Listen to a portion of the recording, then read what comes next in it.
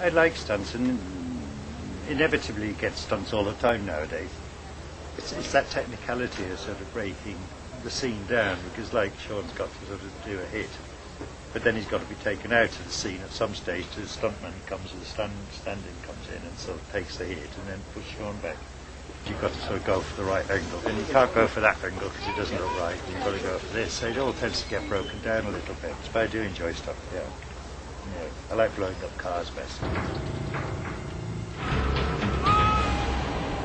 I don't do stunts as such. I mean, I don't jump 40, 50 foot off buildings and stuff like that. You know, I don't really want to do that. But you know, when you're a dart, you know, about I don't think what's the point in doing putting myself in it. And I don't want to get hurt. I don't want to put myself in any danger. I don't see the point in doing that. But I do like to do, you know, some of the action stuff because it's quite exciting. It's quite exhilarating. And all the fight stuff, the fight sequences, and some of the driving and stuff like that.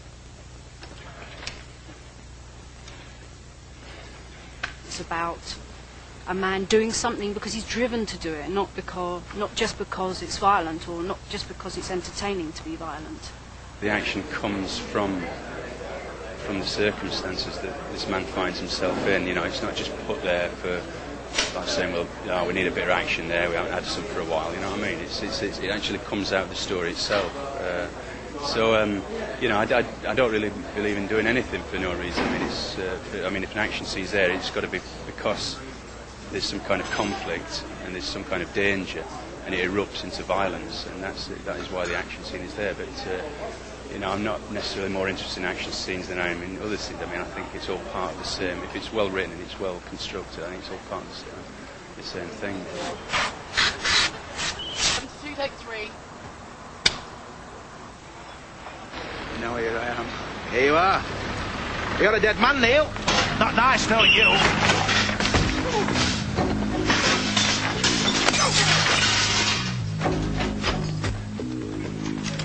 Look here.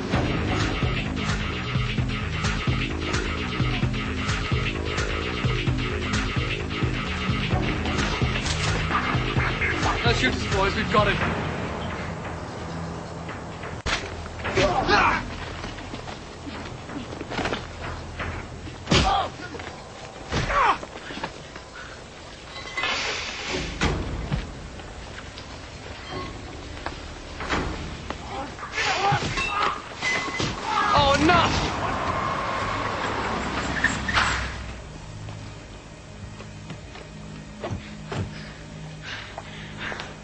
Back off, Elgin.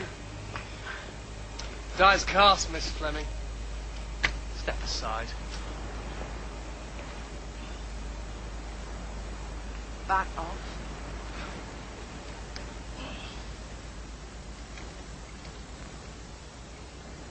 You. Get in. Juliet, another person hungry to look at a role that she hasn't really been given the option to play. It's contemporary. She's incredibly energetic and quite difficult. The only really substantial female role in the piece. It's very boys orientated, very action orientated, and she certainly holds her ground as a sort of the princess of organised crime. Yeah. Shooting people for real is quite a novel experience. I've never done it before. It's quite freaky, really, because it's very loud. The gun's really loud, and then the guys are all rigged up, you know, with blood and stuff. So you shoot them, and the blood comes out.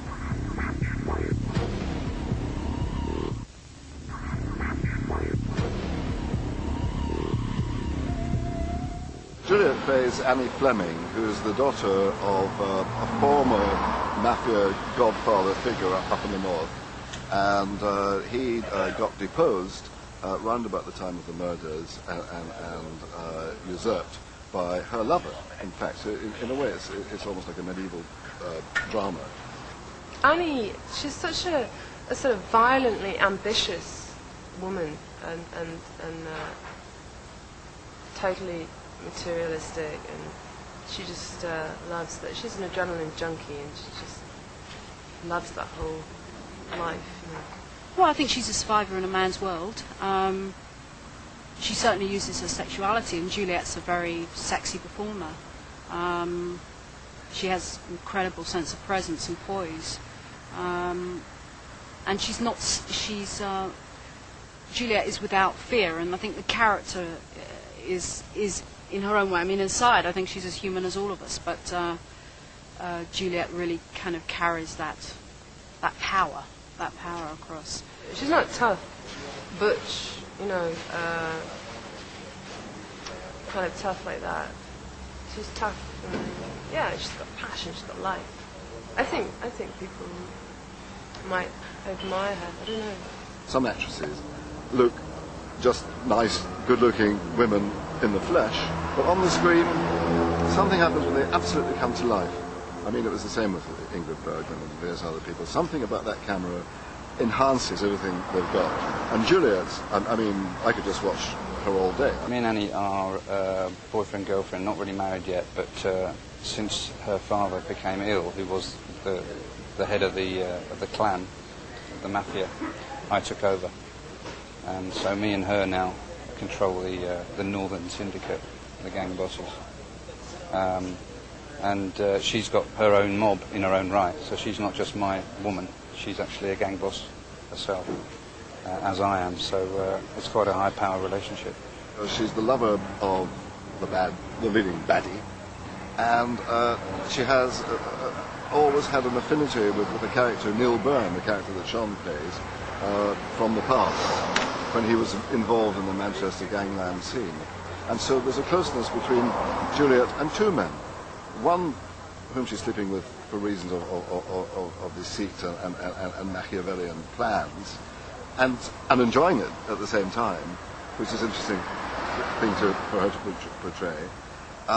And the other with a man that she's always had a soft spot for, who now needs help and comfort and tenderness, which she provides. How you doing? Feels strange. What does? Just lying here. Being free. No guilt. She's juxtaposed by two very different male characters. One who she has primarily an almost animal type attraction to, and then our hero Byrne, who she can feel love for. And that, again, I think in the same way for Byrne, it's not a very comfortable feeling for a character.